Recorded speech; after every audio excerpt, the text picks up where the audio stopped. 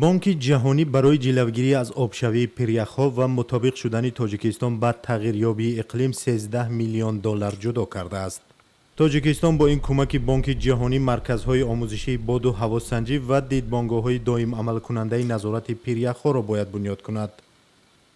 ҳоло кормандони оҷонсии обу ҳавошиносии ин кумита ба назорати доимии пиряхҳое оғоз карданд, ки дар ҳолати ҳаракат қарор доранд ва эҳтимоли канда шудану зиён расониданашон ба сокинони поёноб вуҷуд дорад.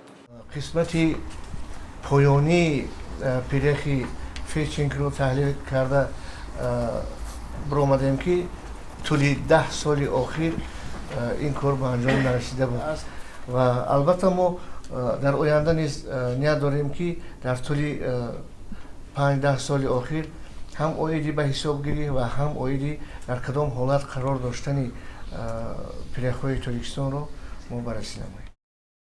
тобистони соли гузашта дар пай канда шудани як пора пиряхи Пётр як сокинони деҳаи Капалии ноҳияи Тоҷикобод зиён диданд. кумитаи ҳифзи муҳити зисти Тоҷикистон мегӯяд, бо бунёди дидбонгоҳҳои назоратӣ ва марказҳои омӯзишӣ дар наздикии пиряхҳо ҳаракати ҳар соатаи онҳо зери назорат гирифта шуда, хавфи онҳо қабл аз ба вуҷуд овардани офати табиӣ пешгӯӣ карда мешавад. ҳолат манам имрӯзо мо мушоҳидаҳои доимиро бурда истодем, ки ҳар як мавсим мо албатта аз ин пиряхҳое ки рӯ ба ҷунбиш овардаанд мо маълумот дошта бошем ва саривақт